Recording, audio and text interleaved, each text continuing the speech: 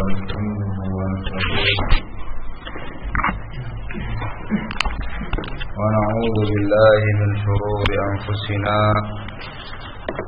ومن سيئات أعمالنا من يهده الله فلا مضل له ومن يضلل فلا هادي له وأشهد أن لا إله إلا الله وحده لا شريك له وأشهد أن محمدا عبده ورسوله يا أيها الذين آمنوا اتقوا الله حق تقاته ولا تموتن إلا وأنتم مسلمون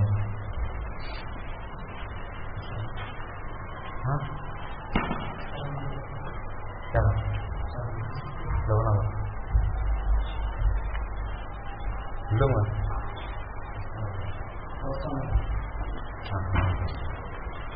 panggil ke rumahnya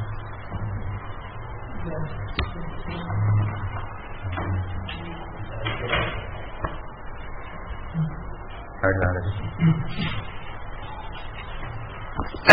baik ya ayyuhalladzina amanu taqullaha haqqa tuqatih wa la tamutunna illa wa antum muslimun يا أيها الناس اتقوا ربكم الذي خلقكم من نفس واحدة وخلق منها زوجها وبث منهما رجالا كثيرا ونساء واتقوا الله الذي تساءلون به والأرحام إن الله كان عليكم رقيبا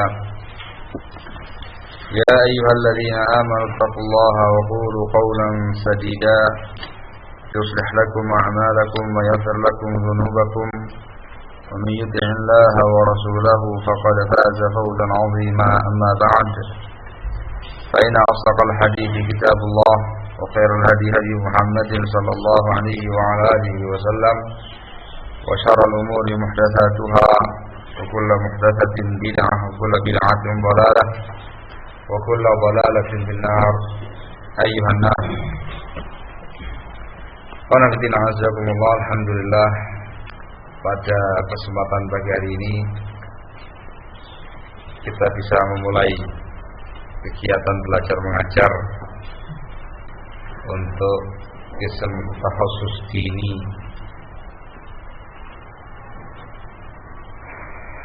dan yang akan kita pelajari ialah kitab Hilyah Talibul Ilm karya Syekh Bakar bin Abdullah Abi Zaid rahimahullah. Sengaja kita masukkan kitab ini dalam kurikulum Takhasus Din ialah supaya masing-masing talibul ilm memiliki adab yang tinggi dalam mencari ilmu. Dikarenakan barakallahu fi kunci suksesnya talabul ilmi ialah ketika seorang talibul ilm menghiasi dirinya dengan adab. Memiliki dua prinsip, at-tahalli wa at-takhalli. Bil ha' bil kha. At-tahalli menghiasi dirinya dengan adab syar'iyyah.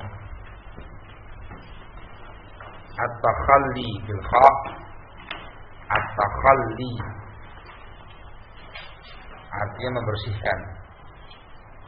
membersihkan dirinya dari hal-hal yang menghilangkan atau mengurangi adab.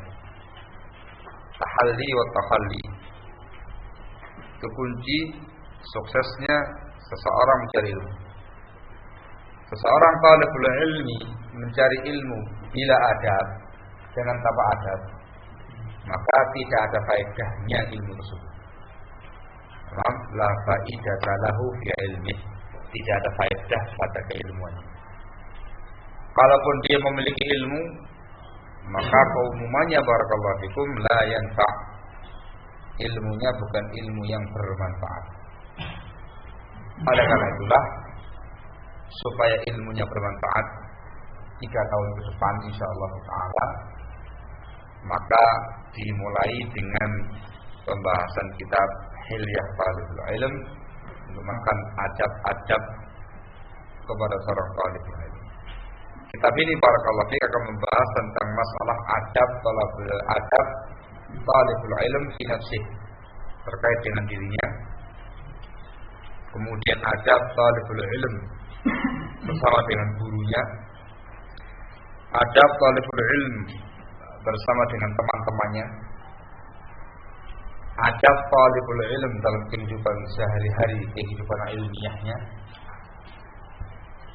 Kemudian tentang masalah talaqi, bagaimana cara dia talaqil ilm, menimba ilmu agama. Kemudian terkait dengan masalah al-amal bil ilm, mengamalkan, upaya mengamalkan ilmunya, mengembangkan ilmunya. Dan yang terakhir pembahasan tentang al-mahadir, hal-hal yang dilarang, diperingatkan bagi thalabul ilm untuk memilikinya. Ringkasnya prinsip tahalli dan takhalli. Tahalli menghiasi diri dengan adab yang syar'i, takhalli membersihkan dirinya dari adab-adab yang tidak syar'i. Baik. Kita langsung masuk pada al-faslul awal. Pada pasal yang pertama. Qala al-muallif rahimahullah al-faslul awal. Ini diupayakan punya bukunya ya, Pak. Karena sistem belajar di pondok ini terus ya. Nah, jadi menelaah kitab, dibaca harfan bi harfin, dibaca per huruf, dipahami maknanya dan dijelaskan maksudnya. Diupayakan semaksimal mungkin untuk memiliki buku yang dipelajari. Al-faslul awal, pasal yang pertama, adabu at-talibi fi nafsihi. Adab seorang talib fi nafsihi, tentang dirinya sendiri. Ini namanya adab nafsiyah, adab-adab pribadi. Ini merupakan kunci adab, kunci-kunci adab. Yang pertama kata beliau, al-ilmu ibadatun. Seorang talibul ilmi harus tahu ilmu itu ialah ibadah. Ilmu, belajar ilmu itu ibadah. Supaya memaham barakallahu fiik, kenapa ilmu dikatakan sebagai ibadah? Itu antum perhatikan, antum lihat definisi ibadah. Sebagaimana yang kita ketahui bersama, ibadah itu terkait dengan amalan yang dikerjakan. Disebutkan definisinya oleh Syekhul Islam Ibnu Taimiyah rahimahullah, ismun jami'un, terus ismun jami'un likulli ma yuhibbuhu Allah wa yardah minal a'mal wal aqwal al-zahirah wal batinah. Memang ibadah terkait dengan amal yang kita kerjakan. Ibadah itu ialah sebuah nama yang mencakup segala sesuatu yang dicintai dan diridhai oleh Allah Subhanahu wa taala, dalam bentuk amalan atau ucapan yang lahir ataupun yang batin. Itu ibadah. Baik. Setelah kita memahami definisi ibadah, kita lihat ilmu itu. Sekarang yang namanya ilmu, orang yang mencari ilmu atau menimba ilmu, sesuatu yang dicintai dan diridhai oleh Allah atau tidak? Jawabannya? Jawabannya diridhai, dicintai oleh Allah. Bukti yang menunjukkan Allah cinta pada ilmu, Allah ridha pada ilmu, mencintai para pencari ilmu.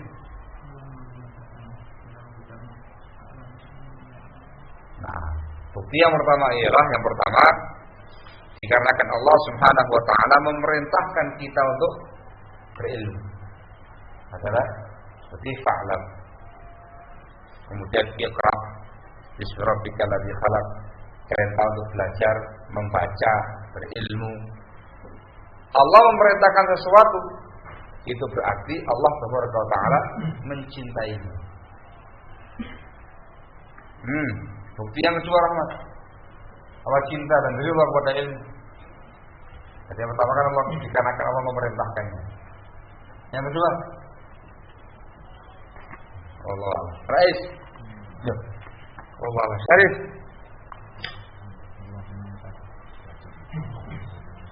Bahasa yang lebih luas, Allah Subhanahu wa taala memberikan pahala, memberikan fadilah, keutamaan untuk ilmu, para pencari ilmu dan orang-orang yang memiliki ilmu.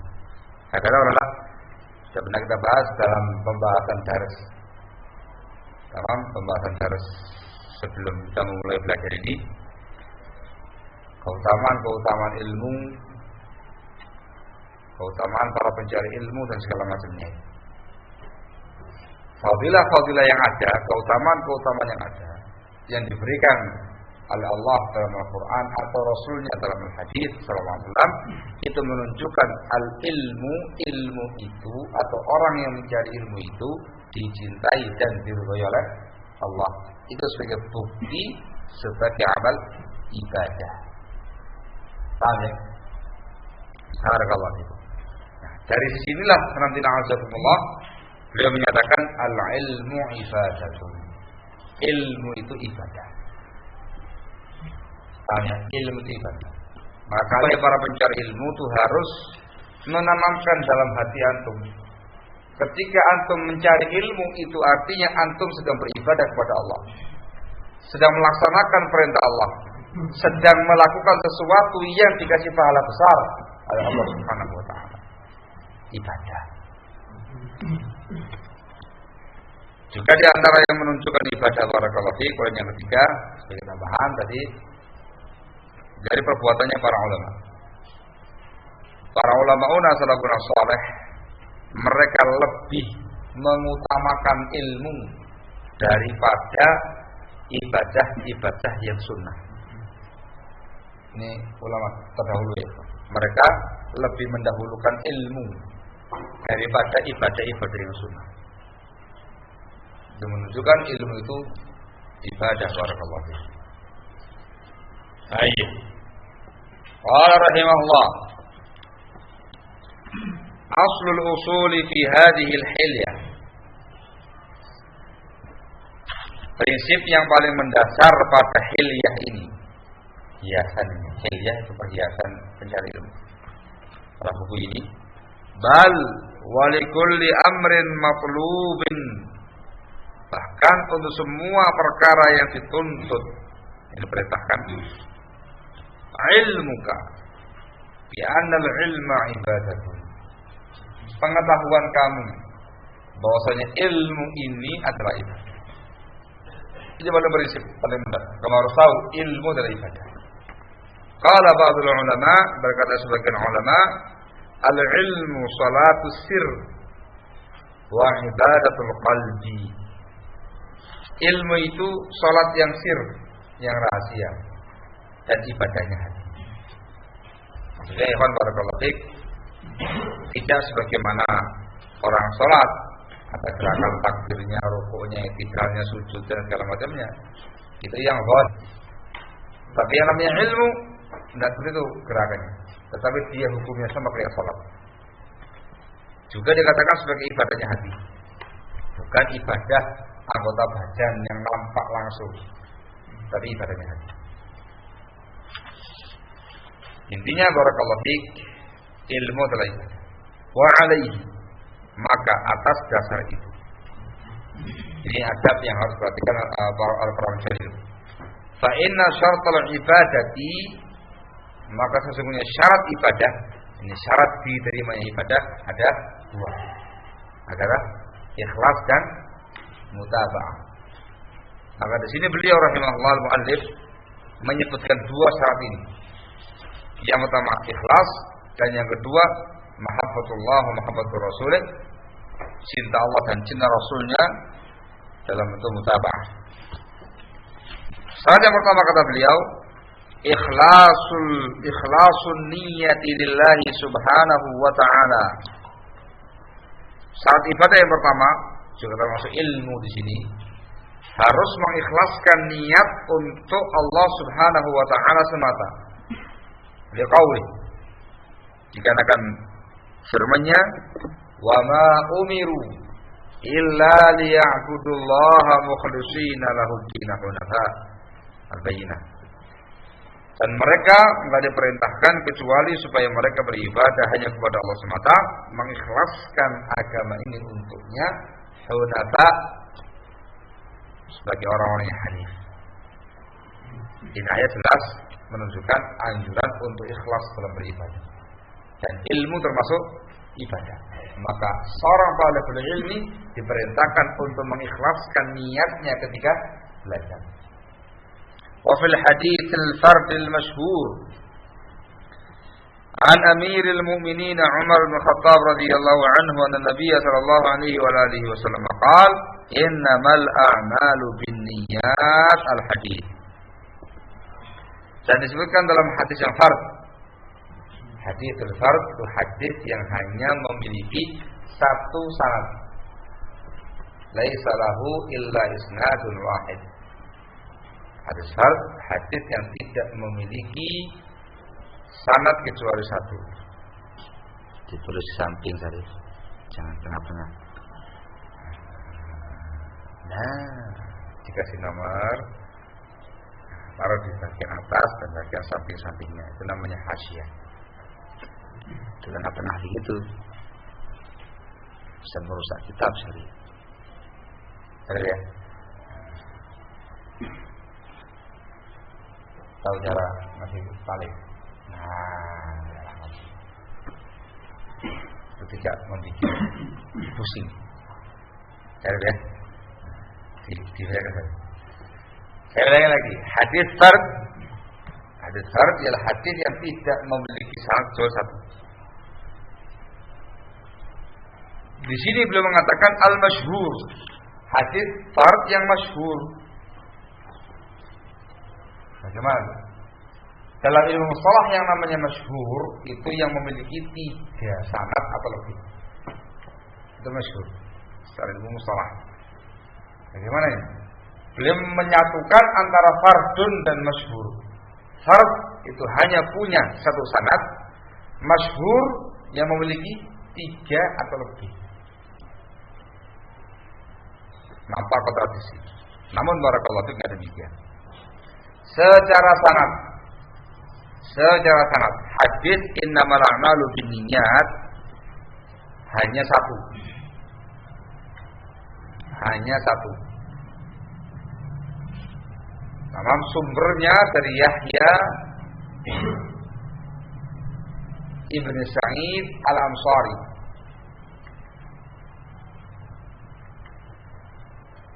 Dari Yahya Ibn Sa'id Al-Ansari dari Muhammad bin Ibrahim At-Taimi. Dari Muhammad bin Ibrahim At-Taimi dari Alqamah Ibn Waqqas Al-Laythi dari Umar ibn Khattab radhiyallahu taala anhu arba. Hanya inilah sanad yang sahih. Yahya ibn Sa'id Al-Ansari dari Muhammad bin Ibrahim At-Taimi dari Alqamah ibn Waqqas Al-Laythi dari Umar ibn Khattab radhiyallahu anhu arba. Sehingga dikatakan fardhu. Paham ya? Masyhur yang dimaukan dengan masyhur di sini sama muallif rahimahullah ialah sanad yang setelah Yahya bin Sa'id Al-Ansari. Ke bawahnya itu masyhur. Bahkan dikatakan oleh sebagian ulama yang meriwayatkan sampai kepada Yahya bin Sa'id Al-Ansari itu mencapai 200 orang. Bila dikatakan sampai 200 orang.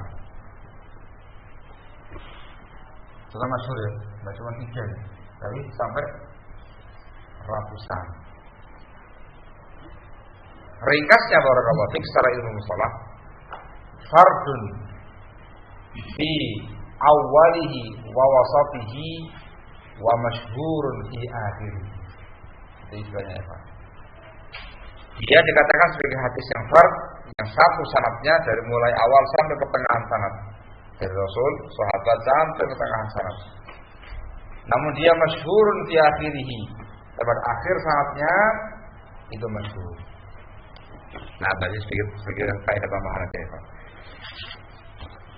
Baik, hadis ini dari Amirul Mukminin Umar bin Khattab radhiyallahu anhu wa ardhah, bahwasanya Nabi sallallahu alaihi wasallam bersabda, "Innamal a'malu binniyat," al-hadis. Sesungguhnya amal tergantung niatnya. Sementara ilmu termasuk ibadah, masuk dalam kategori amalan. Amalan mencari ilmu, maka harus dengan niat. Paham? Sah tidaknya amal tersebut tergantung niat. Dikasih pahala atau tidak tergantung niat. Wa inna ma likulli imri'in ma nawa. Masing-masing orang mendapatkan pahala tergantung niat. Baik, intinya dengan dua dalil ini seorang talibul ilmi dalam mencari ilmu harus mengikhlaskan niat. Belum mengatakan baik. Fa in faqadal ilmu ikhlasan niyyah, maka apabila ilmu itu kehilangan ikhlas niat yang ikhlas, faqadat kehilangan. Jadi kalau ilmu ini kehilangan niat yang ikhlas, intaqala min afdhalit ta'ati ila ahafil mukhalafat.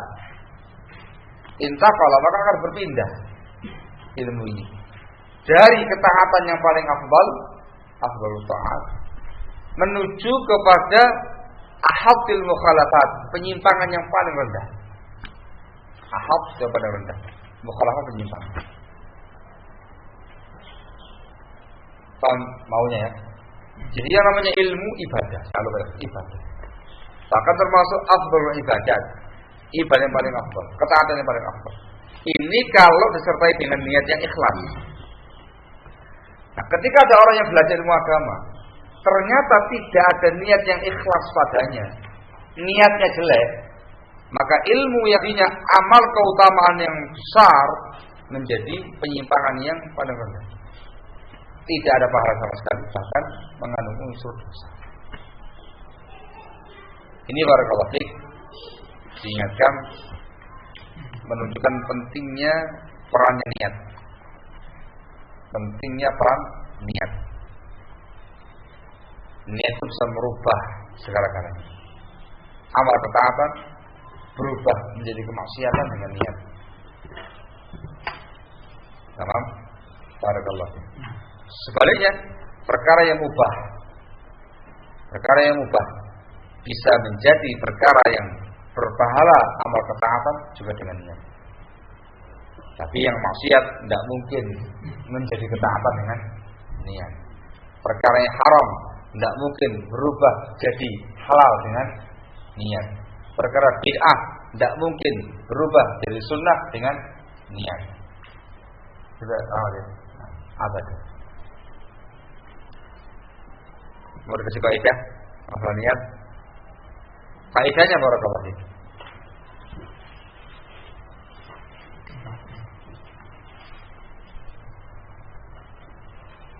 Yang pertama, at-ta'at tasiru mukhalafat bin niyat. At-ta'atu, ketaatan, tasiru mukhalafatin, bisa berubah menjadi penyimpangan bin niyat, dengan niat. Niat apa ini? Niat yang jelek. Bagaimana dalam keterangan tadi, amal ketaatan berubah menjadi perkara yang menyimpang dikarenakan niat. Contohnya ilmu tadi. Ilmu merupakan ibadah yang paling utama, berubah menjadi perkara yang menyimpang dikarenakan niat yang dulu. Pada yang kedua,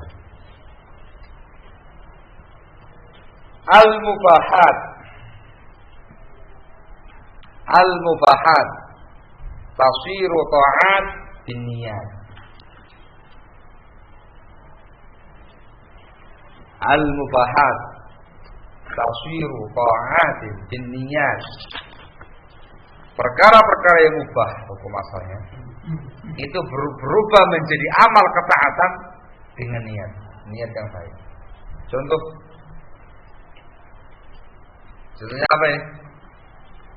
Apa Muslim?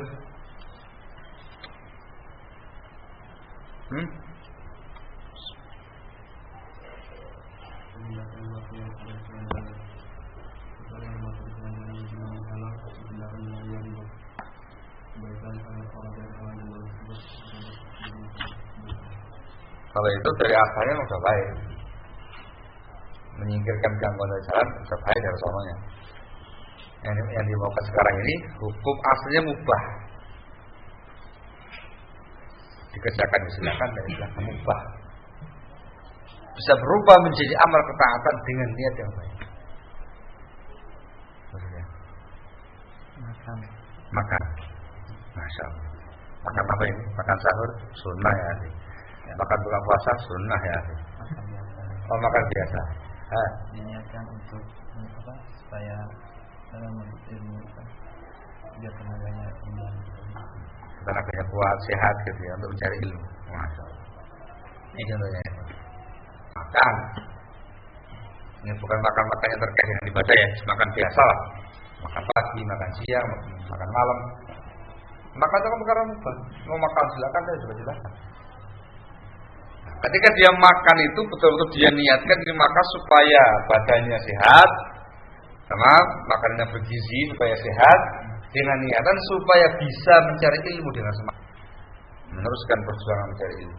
Makannya itu dinilai ibadah, dinilai ketaatan kepada Allah dengan niat yang baik tadi. Al-mubahat tasyiru ta'at binniyat. Itu saja. Minum air. Bagunya apa ya? Bagunya? Nah ya boleh aja. Tegaklah mubah.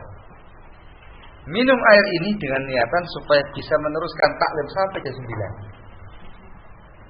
Jadinya apa hukumnya? Dinilai perkara ketaatan. Jika dikatakan niat yang baik tadi, itu pentingnya niat banget. Ya. Mau tambah lagi kayaknya? Oh tambah lagi. Ini banyak sampingannya tadi lagi. Tapi nggak apa-apa. Kayak saya berikutnya.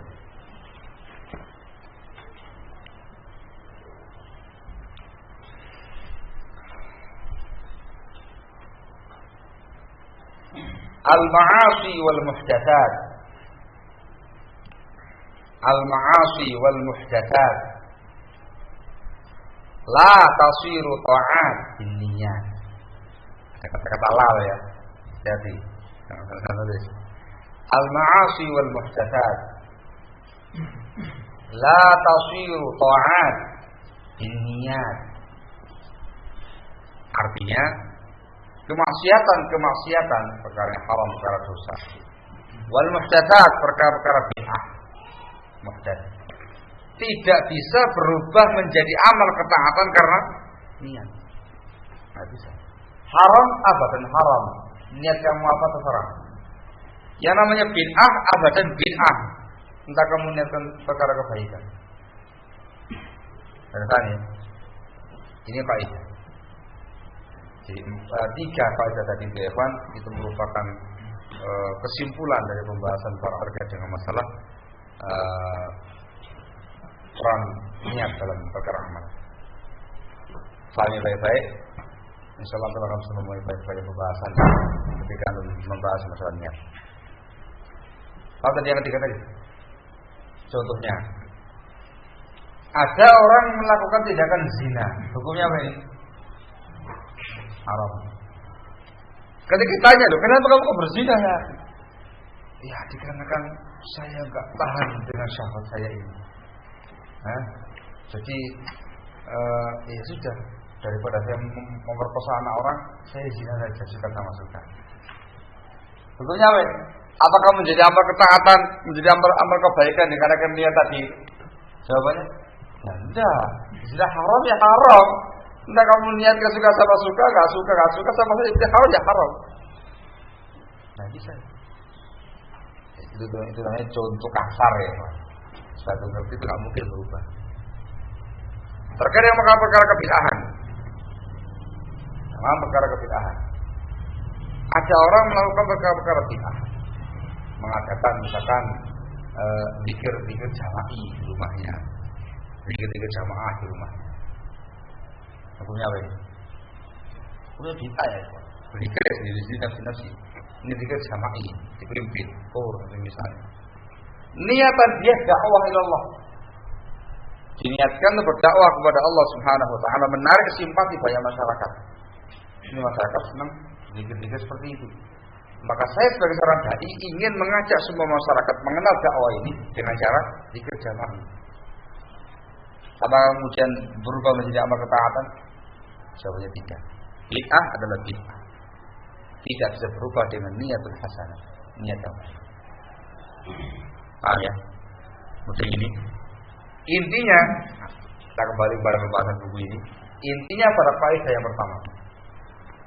At-ta'at taswiru mukhalafat diniyat.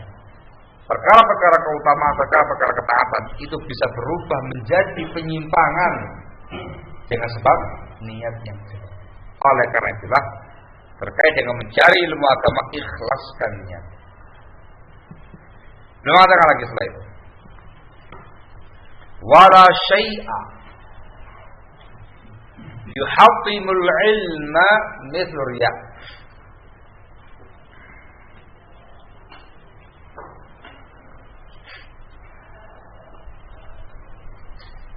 Dan tidak ada sesuatu pun yang bisa menghancurkan ilmu. Yuhattim, menghancurkan ilmu. Tidak ada sesuatu yang bisa menghancurkan ilmu semisal riya ini. Maknanya riya ini merupakan musuh bebuyutannya ilmu. Yang mampu menghancurkan dan meluluh lantakkan ilmu, riya ini tadi. Tiada duanya. Riya. Belum mengatakan riya syirkin au riya ikhlasin. Baik riya yang syirik atau riya yang mengurangi keikhlasan. Tahu bedanya? Riya syirik dan riya ikhlas. Maksud riya kok ikhlas? Yang dimaukan dengan riya syirkin, riya yang syirik barakallahu fiik, ialah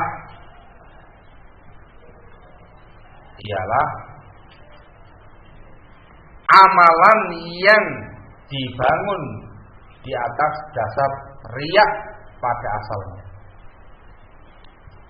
Amalan yang dibangun atau yang dilakukan di atas dasar riya pada asalnya.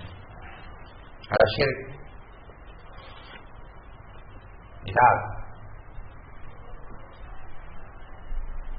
contoh dalam perkara sholat.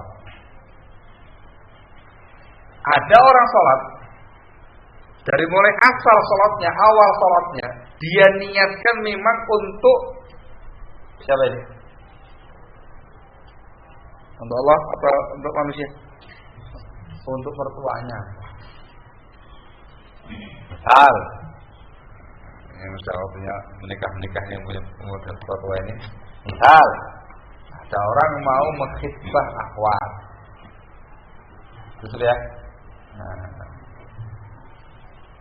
Nah, yang khitbah ini ternyata keluarga terpandang, keluarga soleh. Ternyata yang dikhitbah itu anaknya seorang kiai. Nah, supaya kamu khitbahnya diterima oleh calon mertuamu yang Pak Kiai itu, akhirnya kamu menampilkan diri sebagai orang yang taat beribadah. Ketika datang waktu sholat, salam, ini contohnya. Ketika datang waktu sholat, akhirnya antum melaksanakan 2 rakaat qobliyah, misal qobliyah zuhur. Ya. Antum melaksanakan 2 rakaat qobliyah zuhur itu dari mulai awal pengerjaannya diniatkan untuk dilihat oleh mertua. Itu namanya apa? Dikatakan sebagai riya syirkin. Sudah dinyatakan syirik dalam sholatnya antum. Ini sholatnya batal atau tidak batal? Jawabannya batal dari asalnya. Tidak mendapatkan pahala sedikit pun dan bahkan dia dosa. Kenapa? Dikarenakan min aslihi, dari asal amalannya sudah diniatkan untuk selain Allah. Paham ya? Itu namanya riya'u syirkin. Seperti ini. Nah, kalau kemudian seseorang insan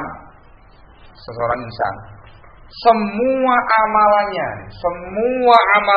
dari asalnya diniatkan untuk selain Allah, maka dia musyrik. Syiriknya bukan syirik kecil lagi, tapi syirik besar.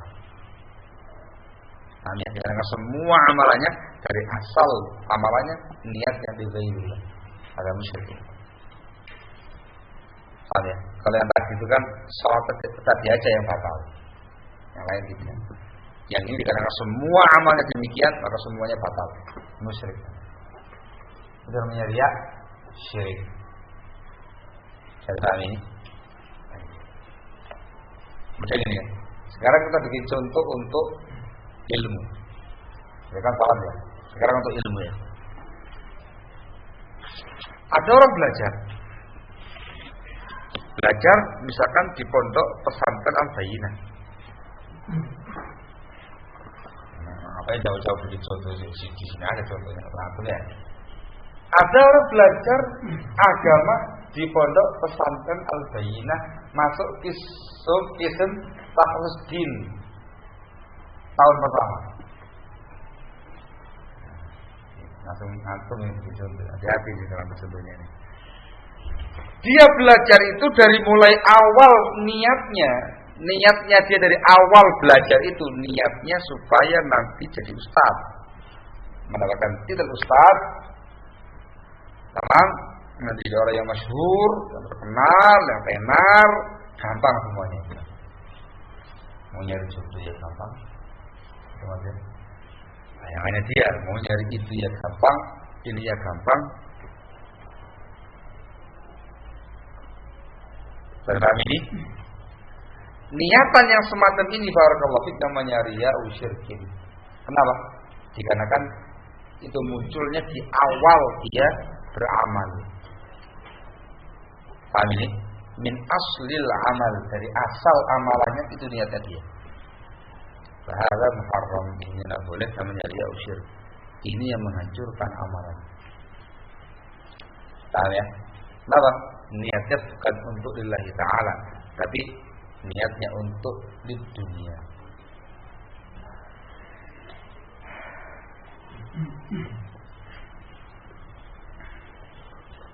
Paham ini? Baik.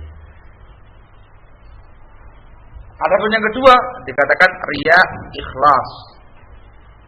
Ini riya yang mengurangi keikhlasan. Ini riya yang muncul di pertengahan amal. Paham? Riya yang farid namanya. Syai'un farid, sesuatu yang baru muncul di pertengahan amal. Maksudnya barakallahu fikum dari mulai awal dia beramal ikhlas dia niatnya. Lillahi ta'ala tidak. Lillahi ta'ala. Nah, ketika di tengah-tengah amalnya itu mulai muncul penyakit riyaknya itu. Mulai muncul penyakit riyaknya itu. Dalamnya riya ikhlas, riya yang bisa mengurangi keikhlasan. Maka itu harus dihilangkan. Kalau kamu biarkan riya tadi berkembang, maka bisa mengurangi keikhlasan Anda, bahkan mungkin bisa menghancurkan amal Anda tadi. Jadi misalkan, kalau riya syirik dari asal niat awalnya sampai selesai dia niatkan riya semuanya itu dikatakan syirik. Kalau riya ikhlas itu riya yang mengurangi keikhlasan, riya yang muncul di tengah-tengah amal yang awalnya diniatkan ikhlas karena Allah Subhanahu wa taala. Muncul tengah-tengah amalan, maka kalau dia tahan enggak ada masalah. Kalau dia biarkan terus berkembang riya, maka bisa mengurangi pahala keikhlasannya atau bahkan bisa menghancurkan keikhlasannya itu sendiri. Intinya jangan ada dua-duanya. Hindarkan dari yang namanya niat riya. Wa mithlu tasmi', dan juga seperti tasmi'. Tasmi' itu artinya memperdengarkan amalan dia. Maka bi ayyaqula musammi'an, jangan dia mengucapkan dalam rangka itu tasmi', dalam rangka itu memperdengarkan ke orang lain. Alimtu wa hafidtu, saya telah mengetahui ilmu ini. Wa hafidtu, saya telah menghafal ilmu ini. Dia sampaikan itu dalam rangka untuk tasmi', didengarkan sama orang lain supaya orang lain tahu siapa dirinya. Dengan perasaan bangga diri, dengan perasaan ujub, dengan perasaan takabbur. Ya, ada tasmi', hukumnya sama kayak riya tadi. Bisa menghancurkan yang namanya amalan. Barakallah. Wah, ada kathir. Ini sangat sekali. Ada khatirul jiddah. Wallahul musta'an. Maka intinya pada poin yang pertama ini Allah diminta supaya kita ikhlas dalam mencari ilmu. Cuman barakallahu fik yang perlu diingatkan, setelah kemana-mana pernah kita bahas pada pembahasan daurah kemarin, saya akan kembali kaidahnya bahwa ikhlas, keikhlasun niat talab syartun tatabu'i la ibtidai. Masih ingat?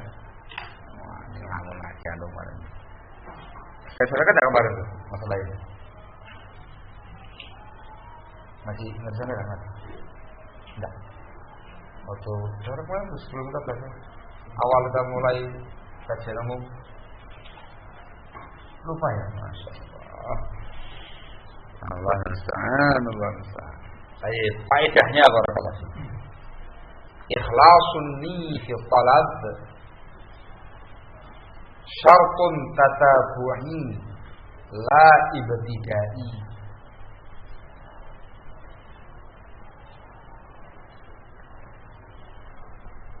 Ikhlasun niyati fi talab syartun tatabu'i la ibtidai.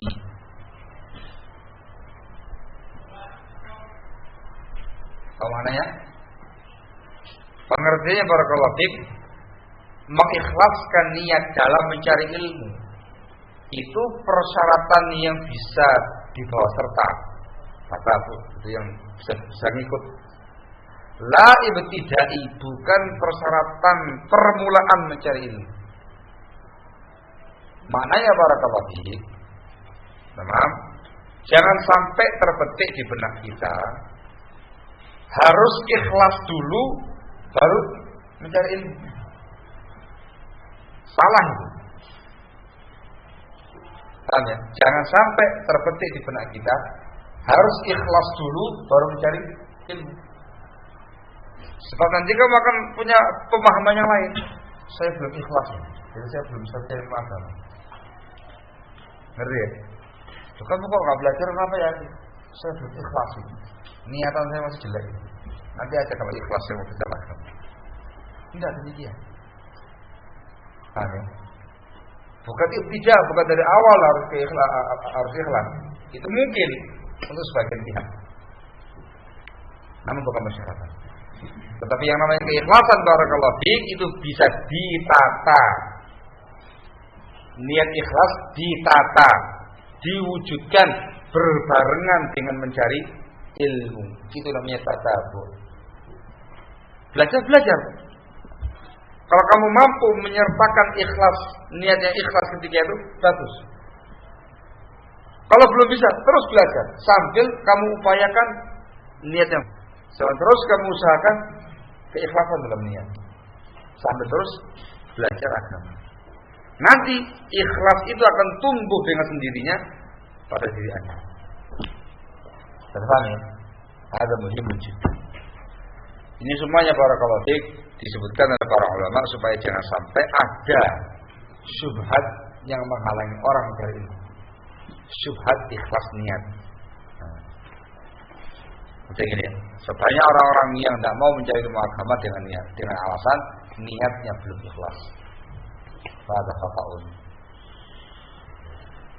Ala kulli hal bagaimanapun juga diupayakan barakallahu fiik niat yang ikhlas lillahi ta'ala.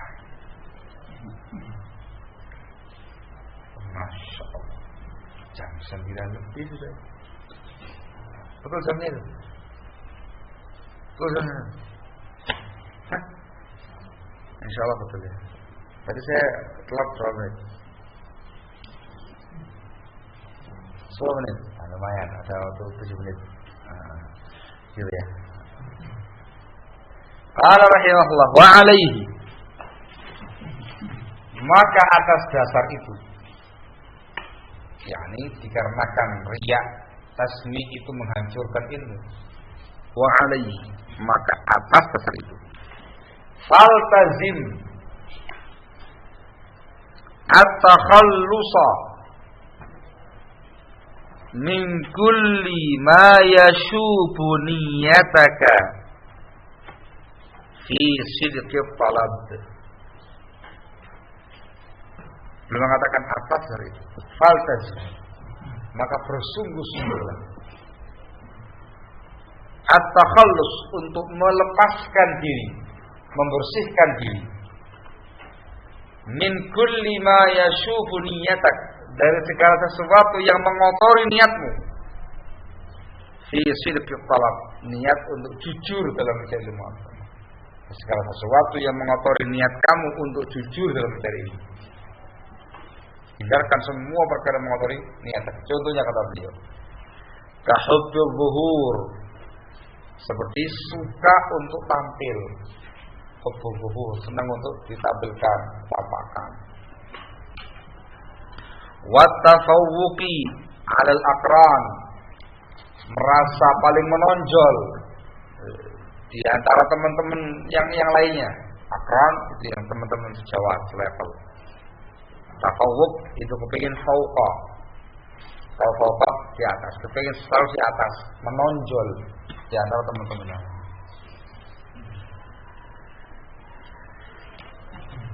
Wa ja'lihi sulaman li aghrabin wa a'rab, atau menjadikan ilmu tadi, ja'lihi, menjadikan ilmu tadi sebagai sulaman, sebagai tangga, sebagai batu loncatan, li aghrabin, untuk mendapatkan ketujuan-tujuan tertentu, au a'rabin, atau mendapatkan kehormatan tertentu, seperti minjah, ingin mendapatkan kedudukan, au malin, atau mendapatkan harta, au ta'zimin, atau ingin mendapatkan pengagungan, au sum'atin, atau mendapatkan sum'ah, reputasi, au talabi mahmadatin, atau ingin mendapatkan pujian dan sanjungan, au sarfi wujuhin nasi ilaih, atau supaya wajah-wajah orang itu mengarah kepada kamu, menjadi sorotan masyarakat. Ini contoh-contoh aghrab wa a'rab. Ini semua barakallahu fiik, kata beliau, fa inna hadhihi wa amsalaha, maka sesungguhnya niatan-niatan tadi dan semisalnya, idza syafatin niyyah, kalau mencampuri niat, afsadatha, maka akan bisa merusak niat yang baik. Wa dhahabat barakatul ilmi, dan akan hilang barokah ilmu itu. Walihada, oleh karena inilah, yata'ayyanu alaih, wajib ain atasmu, yata'ayyan itu keharusan atas kamu, antahmiya niyataka, engkau menjaga, melindungi niat kamu, min syaubil iradati li ghairillahi ta'ala, kamu lindungi niat kamu dari kotoran syaub, percampuran kotoran, niatan, iradah, niatan, kehendak untuk selain Allah Subhanahu wa ta'ala. Niat kamu dibersihkan yang sebersih-bersihnya, jangan sampai ada ruang untuk li ghairillah. Bahkan kata beliau, wa tahmil hima. Kamu juga harus membuat reng-reng pengaman. Tahmi membuat perlindungan, al-hima untuk daerah larangan. Maknanya barakallahu fiik, engkau pun juga harus bisa membersihkan diri kamu dari hal-hal yang menjadi wasilah untuk tidak ikhlas. Paham ya? Jadi yang pertama tadi, diupayakan niat kamu bersih dari segala sesuatu yang mengotorinya. Ini langsung berkaitan dengan niat kamu tadi. Juga bahkan kata beliau, upayakan engkau membuat terang mengaman. Jangan sampai terjadi pada kamu segala sesuatu atau wasilah-wasilah atau perantara-perantara menuju kepada kotornya niat. Itu pun juga harus kamu halang-halang. Yang langsung merusak atau yang menjadi perantara untuk merusak, itu semua dihilangkan dari niatnya kamu tadi. Sehingga betul-betul bersih niatnya kamu, ikhlas lillahi ta'ala. Hada ya. Barakallahu fiik. Di sini Fanatina Azamullah beliau menyebutkan sekian banyak contoh-contoh perusak niat. Contoh-contoh yang bisa menghinakan barokah ilmu. Sangat banyak. Hubbul zuhur, tafawuqal aqran, jah, mal, ta'zim, sum'ah, talab mahmadah, saraf wujuhin nasi ilaih. Ini semuanya niatan yang umum terjadi di tengah-tengah thalabul ilmi. Kedudukan tadi itu, ingin mendapatkan kehormatan, kedudukan jabatan tertentu, belajar ilmu agama untuk menjadi menteri agama, atau supaya bisa duduk di kepala departemen agama, atau apa, atau middle, LC, wala FA, wala doktor, wala LA, apa LA itu? Baik, itu soal tanya. LA, ada tulis saya tahu, itu semuanya niatnya sama. Ada jah, ta'zim, sum'ah, barakallah. Mau cara tulus seperti itu, belajar ilmu agama untuk mencari pekerjaan. Jadi dosen, apa nih? Dosen, ostiba. Loh, ostiba kenapa? Ngajar bahasa Arab sana gitu. Masyaallah. Kalau yang misalnya niatan dia memang untuk fulus, untuk mencari uang tadi itu. Itu semuanya niatan-niatan yang jelek yang bisa merusak niat. Barokah ilmu hilang. Paham? Atau paling tidak poin pertama dan kedua tadi ya. Hubbul senang ditampilkan. Atau merasa menonjol di antara teman-teman yang lain. Sepertakilan. Kayak apa teman-teman yang lainnya itu kecil. Semua ilmu saya serap dengan baik. Kurang apa? Ilmu nahwu, kecengan, penjara saya, enteng. Apa itu fulan? Fulan diajari nahwu bolak-balik sama ustaz, tidak paham. Kalau saya sekali mendengar langsung paham. Siapa dulu dong orang? Ini saja sudah merusakkan niat ya Pak, sudah merusak barokahnya ini. Itu namanya hubbul zuhur. Paham? Hubbul zuhur. Allahu musta'an. Ini sering muncul di kalangan kita semua. Maka harus dihilangkan baik-baik. Jangan sampai ada pada kita. Diniatkan keikhlasan, belajar ilmu agama itu diniatkan untuk menghilangkan kejahilan dan diniatkan untuk bisa mengamalkan ilmu tersebut, untuk bisa ibadah kepada Allah dengan ilmu tersebut, takarrub kepada Allah dengan ilmu tersebut, diniatkan untuk bisa menghidupkan sunnahnya Rasul di tengah-tengah masyarakat dengan ilmu tersebut. Itu keikhlasan. Barakallahu fikum. Wa alakan waktu yang istirahat 5 menit.